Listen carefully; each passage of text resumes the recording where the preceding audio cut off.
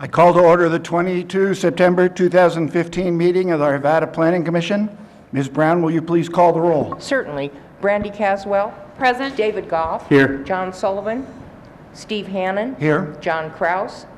Patricia Connell. Here. Ed Rothschild. Here. I move to excuse Commissioners Kraus and Sullivan from the meeting. Commissioners, please cast your votes.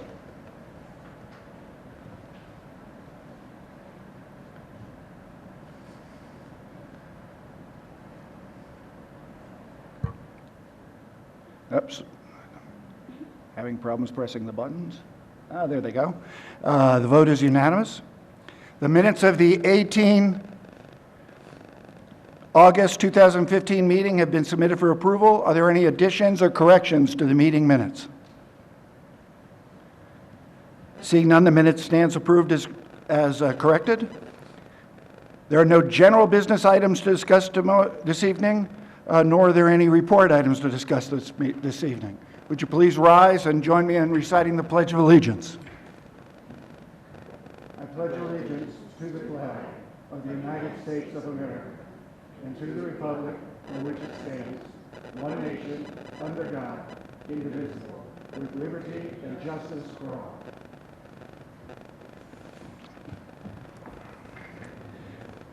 This is the time in the meeting where anyone may address the Commission regarding items that are not listed as public hearings on tonight's agenda.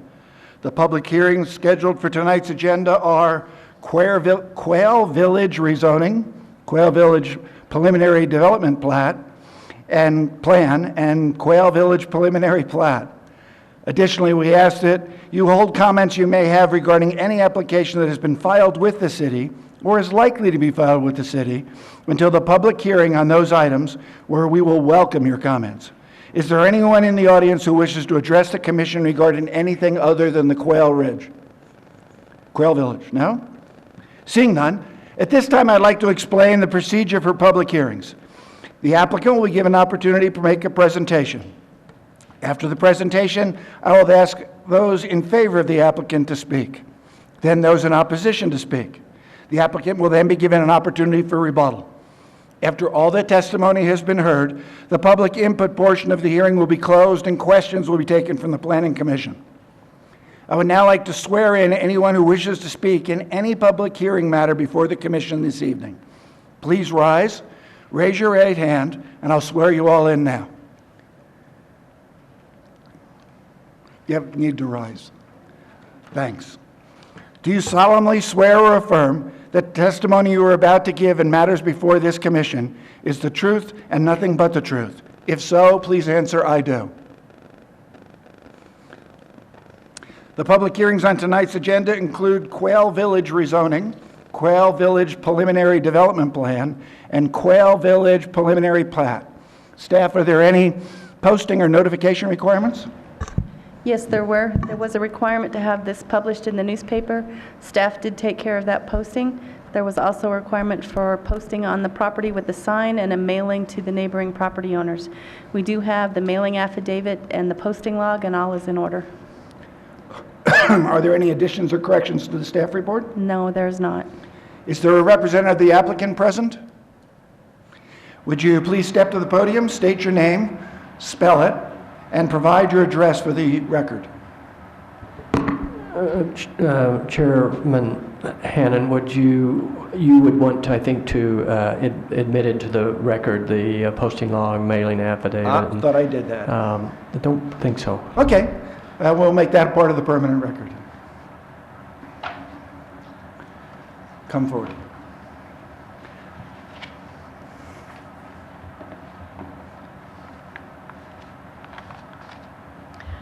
Good evening, Mr. Chairman, members of Planning Commission.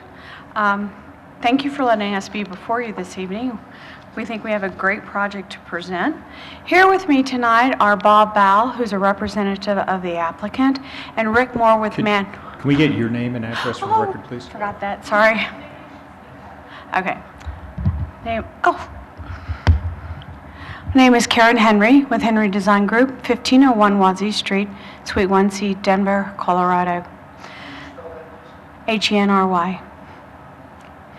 As I was stating, Mr. Bob Ball who is a representative of the applicant, is here, as well as Rick Moore with Manhart Consulting, our civil engineer. Ms. Hoover did a great job in her staff report summarizing the project, so I'll be brief and just hit some of the highlights. How do you advance this?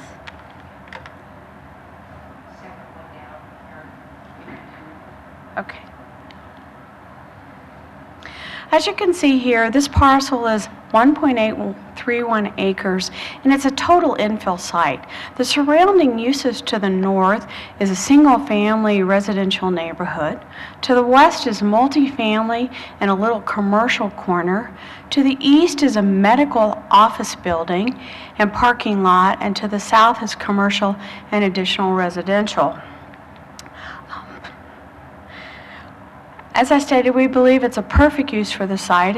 We're proposing 22 single-family attached residential units for sale townhomes.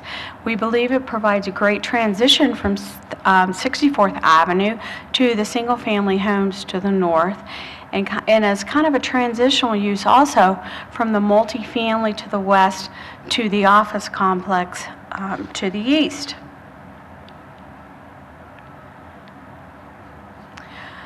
At 22 units and 1.831 acres, we are in compliance with a comprehensive master plan, which this property is for multifamily for 12 DUs per acre and above, and our proposal is 12.01, so we just make it. Oh, I keep hitting the wrong button. The slide before you is the actual plat, and as I mentioned earlier, these single-family attached homes will sit on fee simple lots. The lots range in size from 1,330 to 2,900 square feet. Basically, the home fills the majority of the lot with minimal setbacks given that the units are attached. And in the front of each unit, how do you go backwards? There we go.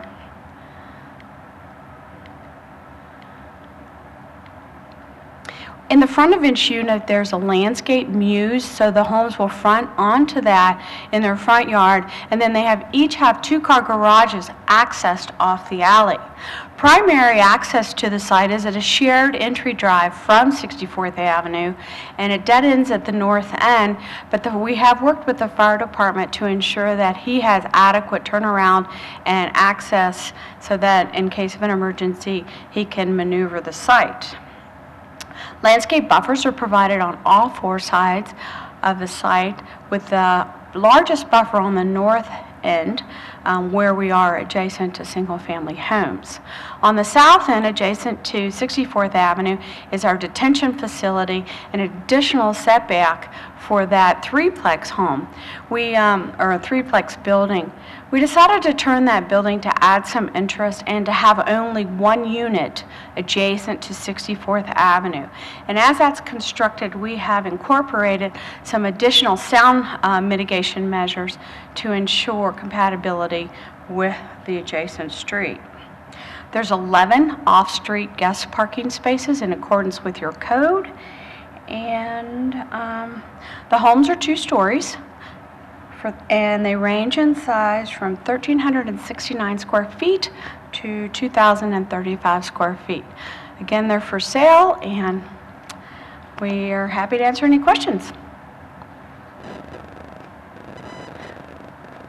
One other thing, I do have an image to show as up against 64th Avenue to get you an idea as to how we have buffered that one unit that will be up against or adjacent to 64th.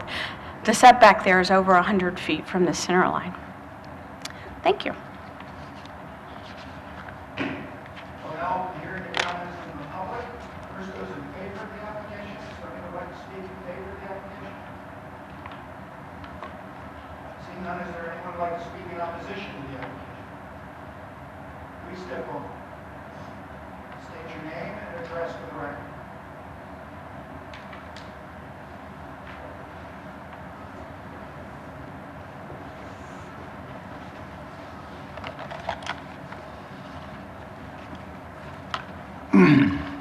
First of all, thank you for being here, and thank you for letting us testify. I would like to say also to Linda, who I Would you was... state your name and address for the record? Just for the record. Sorry. No, I don't do this very often, so you have to coach me a little. Me either. It's My name's Fred Holden, Holden. I live at 6463 Owens Street, 2 blocks from this proposed development. We've lived there 44 years. When we moved to Arvada, we liked the almost farming and ranching community and kind of the Colorado of old. We both grew up in Colorado. And I was Director of Economic Affairs for the Adolph Coors Company for 5 of 15 years.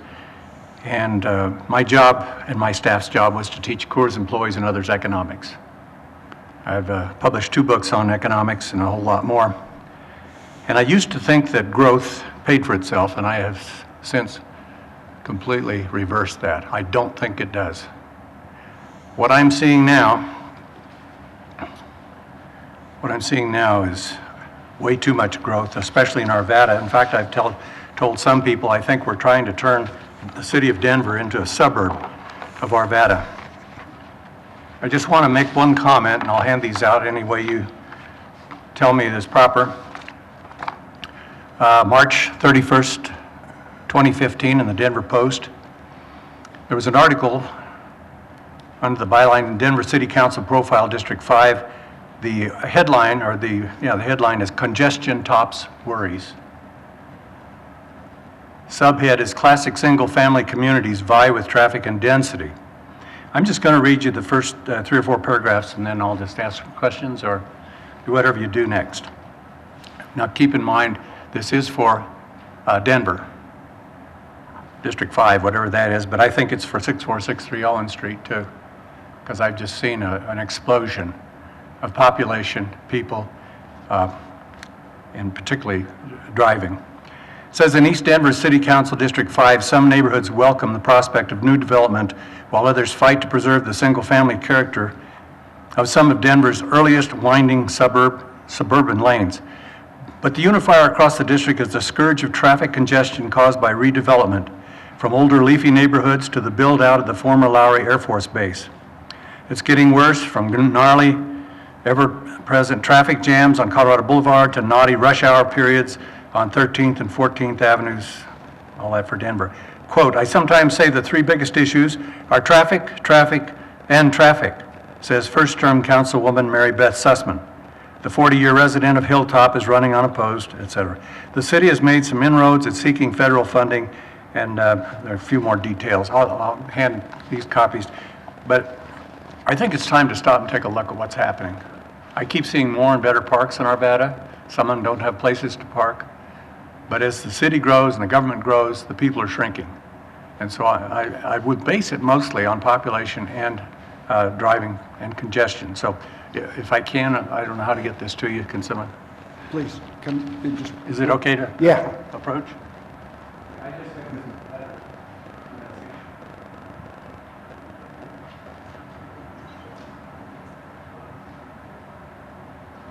Thank you, sir.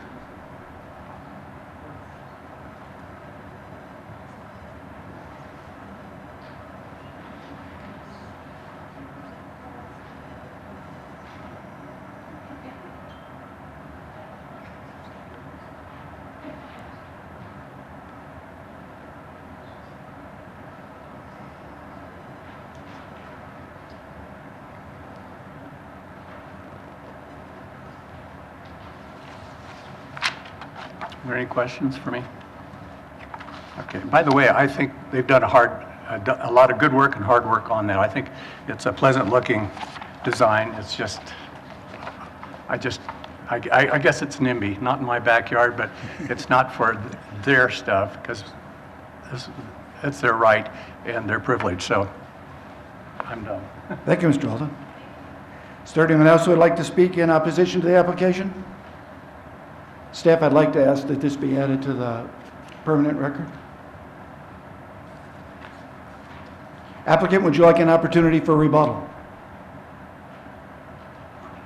Very good. At this time, I close the public input portion of the hearing. I now open the hearing for discussion, questions, comments from members of the Planning Commission. Mr. Groff.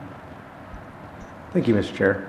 I think just a couple of questions. I believe I read in the report that the developer would not be providing any common area trash bins or trash cans, that they would be up to the individual owners. Is that accurate? Again, for the record, Karen Henry, that is correct. We won't have any dumpsters. They'll store their cans in their garages, and then the trash truck will go down the alleyways to pick up those. Given that there would be individually owned, would there be any requirements or covenants to suggest that it's only one trash company that does pick up the trash as opposed to anybody? I believe the HOA will manage that and hire the one company that does the entire neighborhood. Okay, thank you. I just had probably one more question. It does say there's an easement, but I'm just looking at the road, the driveway from 64th. Looks like it's cutting across MCPN's parking lot. Is that accurate? That's correct. Okay. We're sharing that access point as it comes in, and then they'll head off to the east, and the driveway will continue to construct the driveway as it goes north. And that easement hasn't been secured? Okay. Yes. Thank you. Commissioner Rothschild? Yeah, question for staff or for the applicant. Could you address the traffic and traffic flow and whether there's any significant increase or not? I do have a copy of a traffic report submitted by the applicant, and the conclusion of that states that currently the proposed land use is projected to result in only a minor increase in traffic, so no further traffic analysis should be needed. The comments from our traffic division has stated that they had no comments or concerns.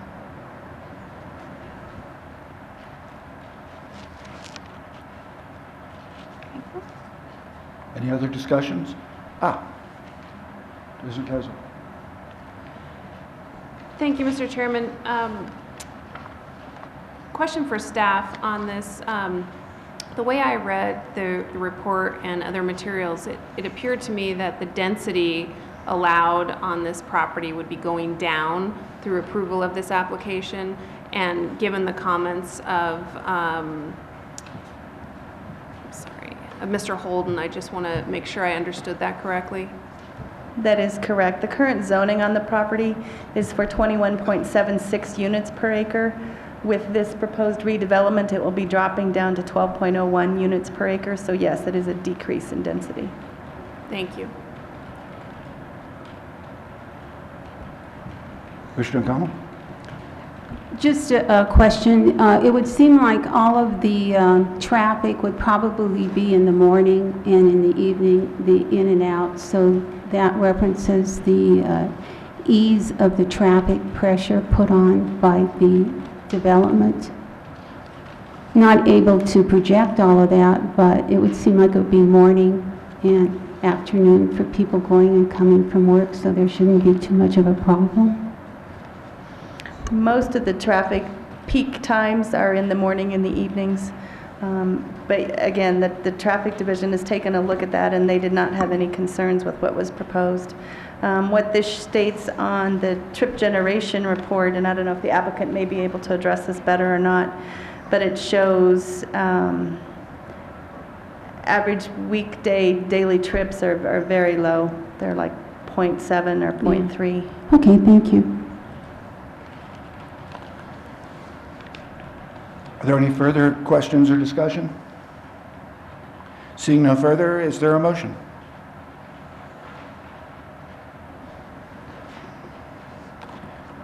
Commissioner Kaisel? Thank you. I move that Z 2015-0005, Quail Village rezoning from PUD-R, Planned Unit Development Residential, 21.76 dwelling units per acre, to PUD-R, Planned Unit Development Residential, 12.01 dwelling units per acre, located at West 64th Avenue between Quail and Oak Street, be recommended to City Council for approval. This motion is based on the findings of fact and approval criteria based on pages 5 and 6 of the staff report. And I'd also just like to add with my motion here that we do appreciate comments from citizens, so thank you, Mr. Holden, for coming today and expressing your concerns. I hope that with that clarification, it's clear that through this application, the number of dwelling units allowed on this particular property will be going down by significantly from what was originally allowed. So in terms of traffic, congestion, and more people, more uses, what this applicant has proposed would decrease those uses on this particular property, so it would be a less intensive use. Is there any discussion of the motion? I also echo Mr. Holden and Commissioner Caswell's comments. This growth is a good thing, but sometimes not so much.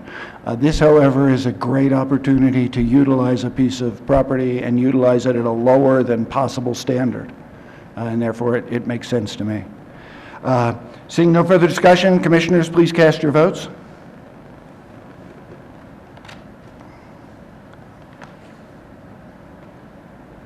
Ms. Conley, your vote didn't show up. The vote is unanimous, 5-0. Hannan, Rothschild, Connell, Goff, and Coswell all voting affirmative. Motion passes. Do I have another motion?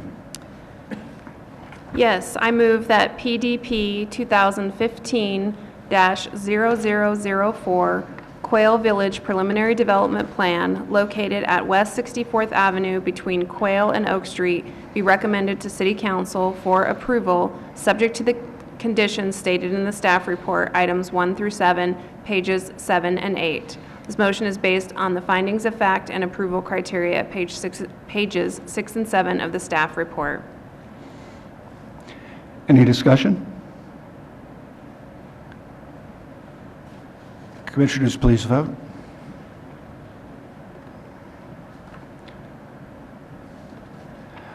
This passes unanimously also. All present commissioners voting affirmatively: Hannan, Rothschild, Connell, Goff, and Goswell. And do we have another motion? Yes, Chairman. I move that PP 2015-0002 Quail Village Preliminary Plat located at West 64th Avenue between Quail and Oak Street be recommended to City Council for approval, subject to the conditions stated in the staff report, items 1 through 7, pages 7 and 8. This motion is based on the findings of fact and approval criteria on pages 8 and 9 of the staff report. Any comments on the motion? Commissioner Westrow? Yeah, I just wanted to say that I will be supporting the motion, but I wanted to thank the folks in the audience for their input, as well as I wanted to thank the developer. It's a very nice project, I think a good use for the property, and I think it's a very positive signal to see for sale townhomes there, which is a very nice addition to that area. Yes, I think we all echo that comment. We do. Commissioners, if you'd like to start voting.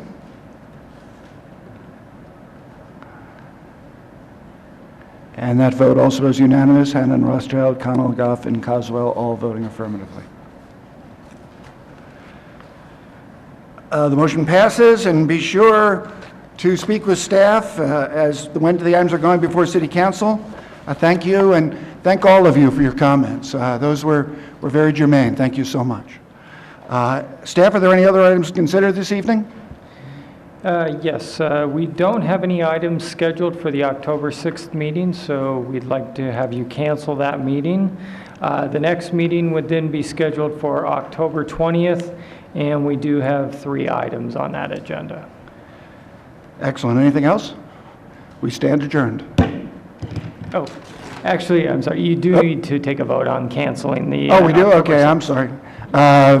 A motion on canceling? And let's start our voting. Sorry, I pressed the button too late. The joy of having dry hands.